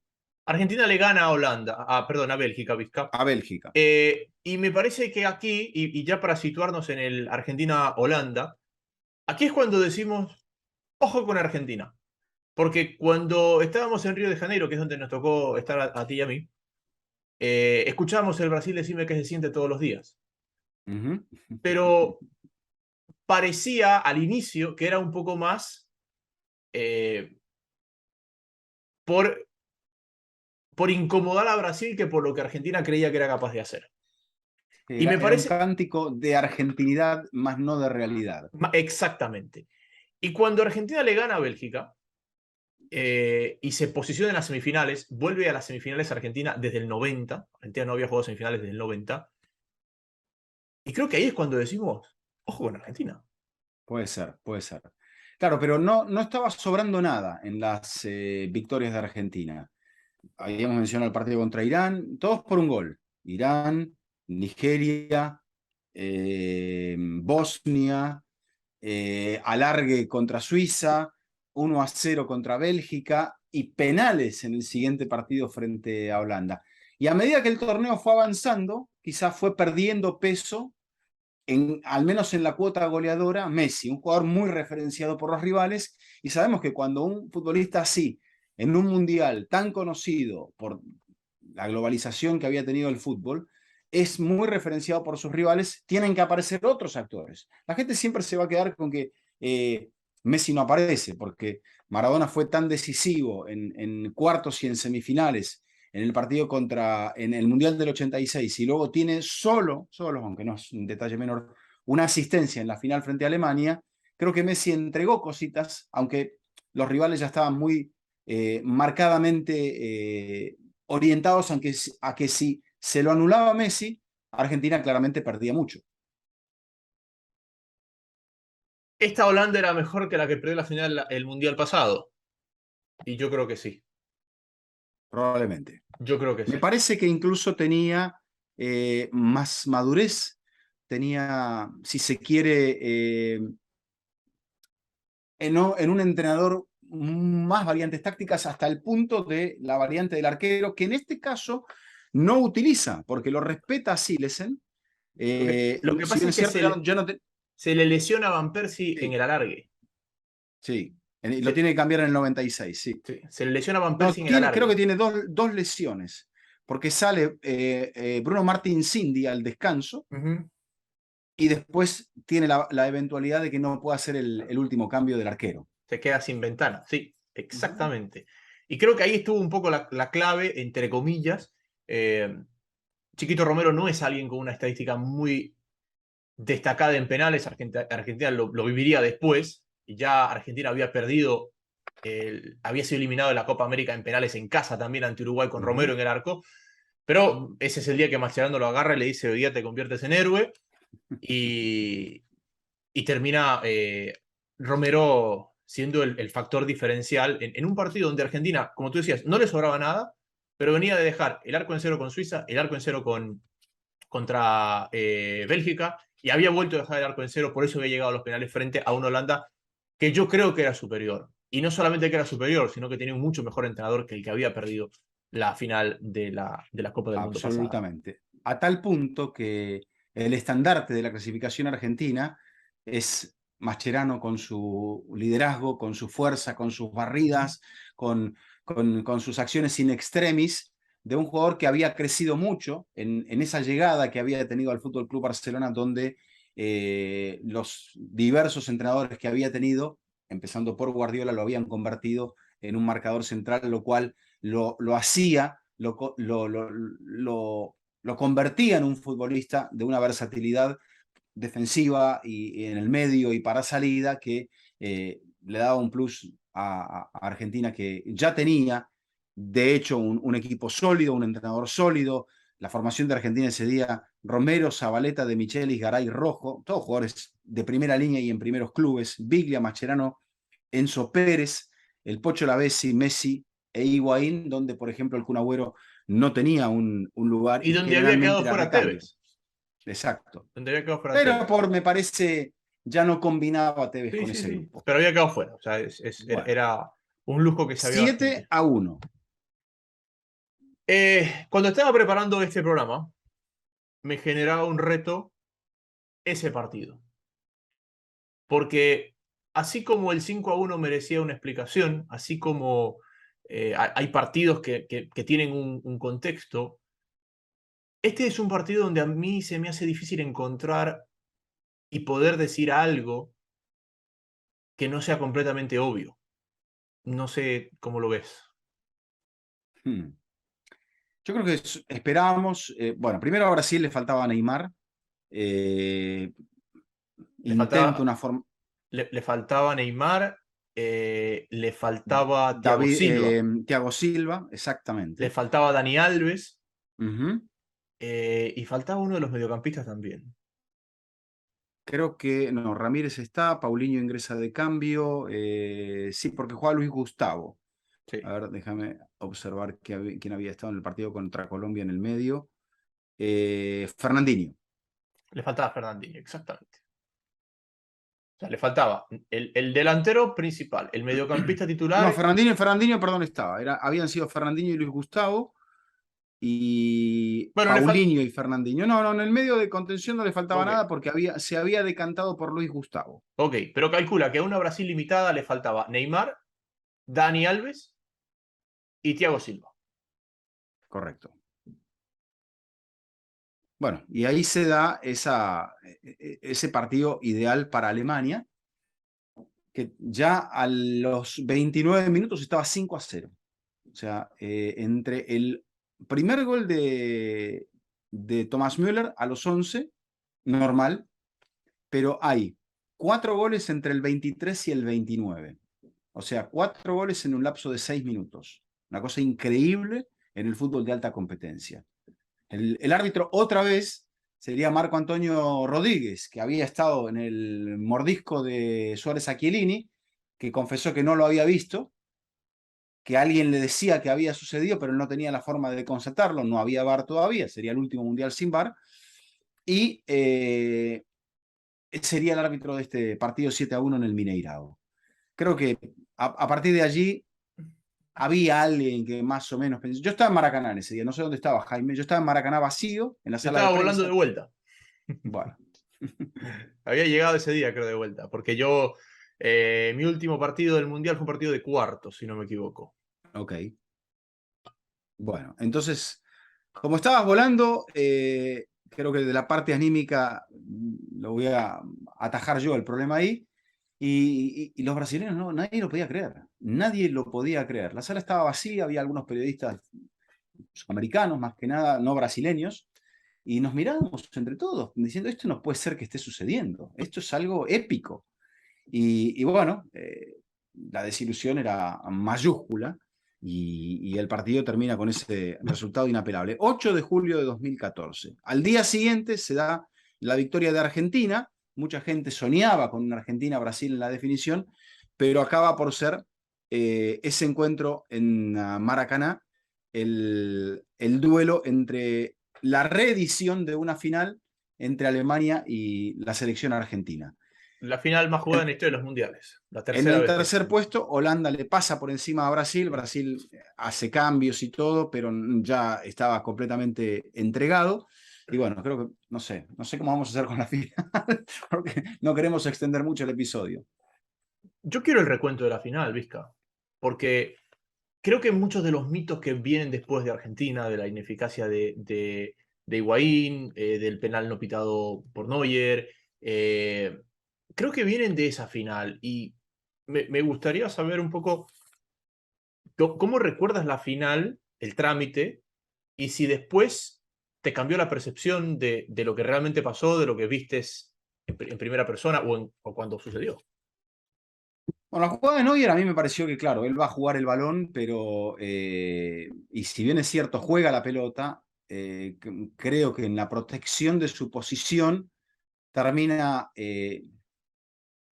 con un contacto excesivo sobre Higuaín.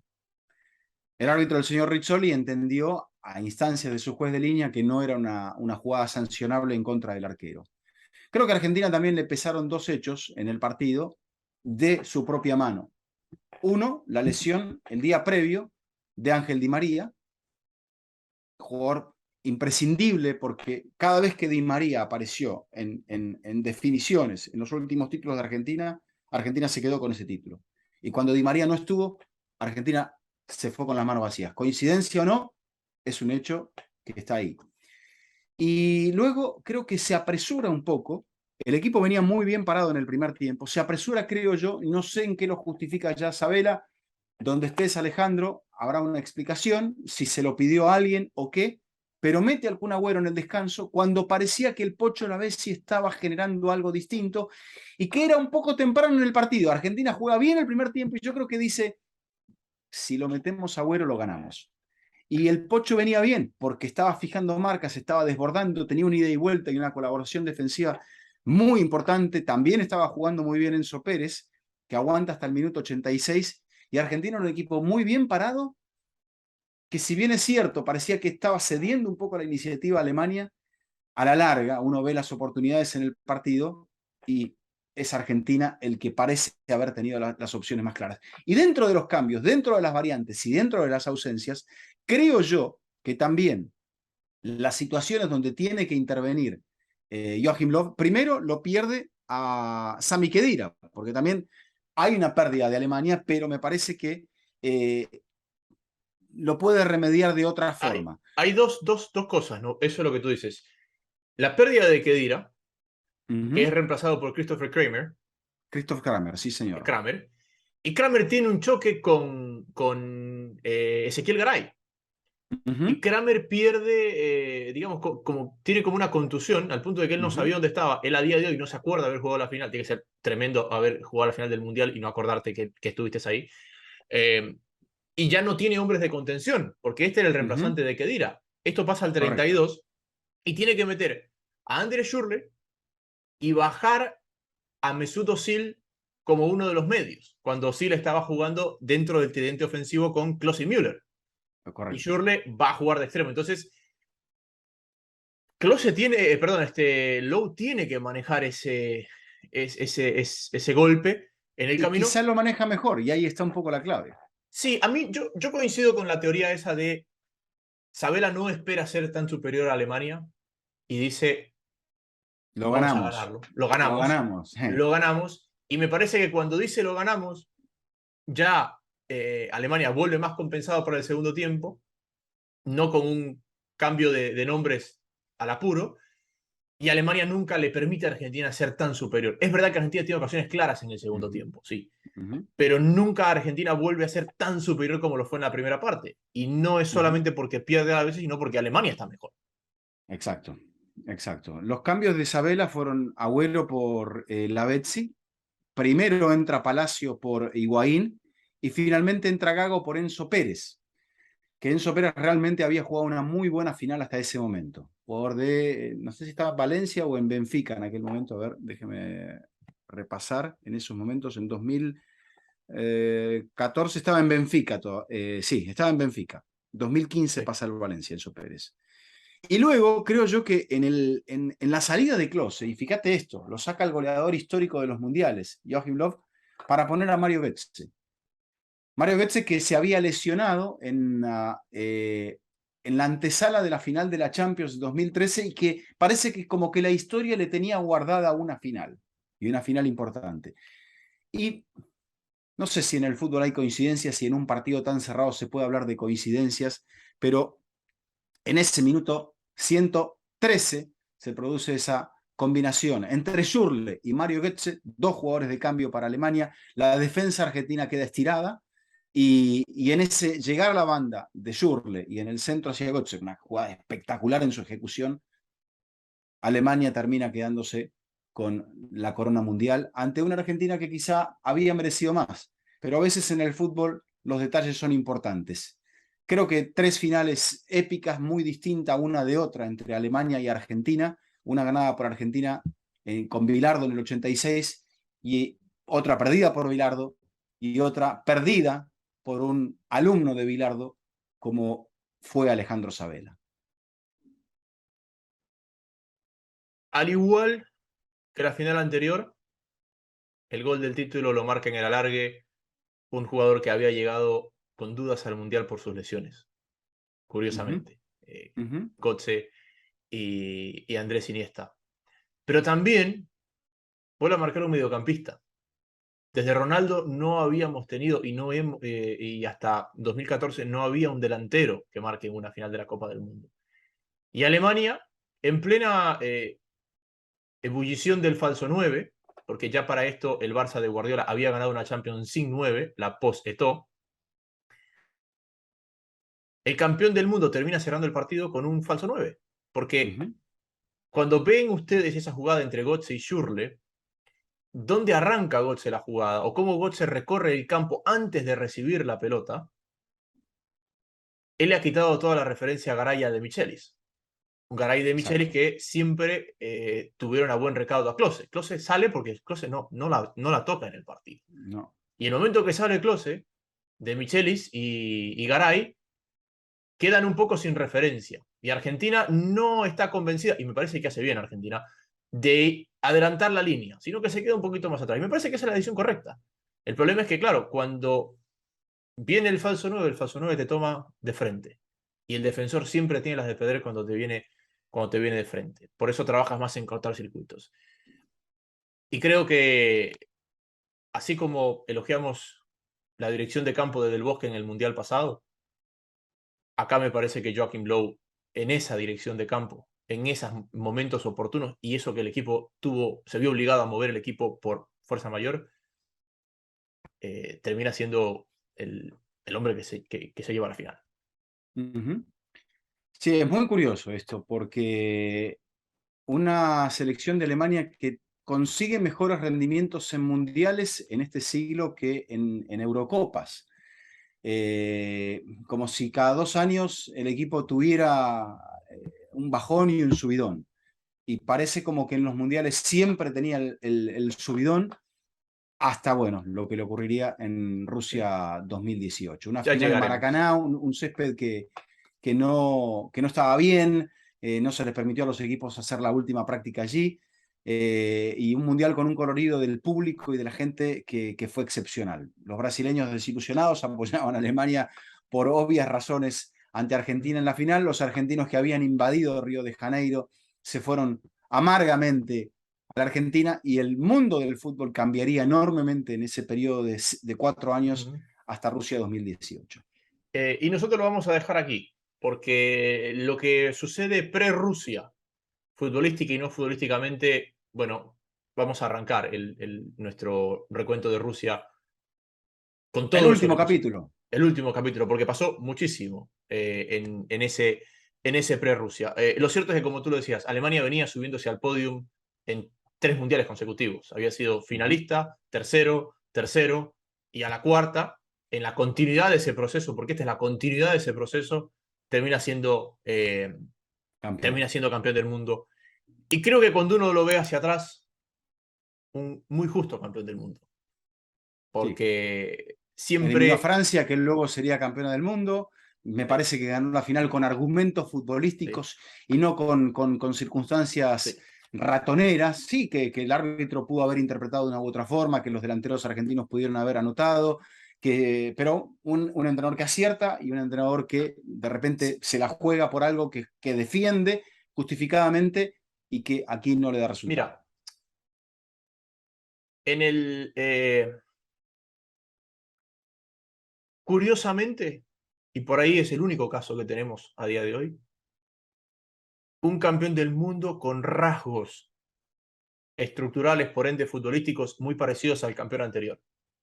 Ujú. Normalmente el campeón del mundo, como pasan 4 años entre cada mundial, es como que hay algo nuevo aparecido. Y acá, Bueno, ¿cómo es dicen que campeón? se inspiró mucho en la revolución a nivel formador Alemania de lo que había sucedido en España con ese modelo del Barça y a partir de ahí cambiaron muchos métodos de la formación de jugadores. Y eso nos deja el camino para el próximo capítulo donde hablaremos eh, de Rusia. Exactamente. Que la gente, Jaime, se suscriba a nuestra página de YouTube porque ahí digamos, más allá de que el camino del recuento finaliza en Rusia, después, a medida que nos vayamos acercando al Mundial, vamos a proponer el camino hacia Qatar, o sea, la previa por cada confederación, donde hablaremos de las posibilidades de cada uno de los equipos, o sea, que todo esto continúa, al igual que como continúa nuestro seguimiento del fútbol, y cómo vamos a estar también, si Dios quiere, en el Mundial de Qatar a partir del mes de noviembre. Ha sido un gusto, Don Vizca, como siempre. Igualmente. Este ha sido un nuevo episodio de Fútbol Infinito. Será hasta la próxima.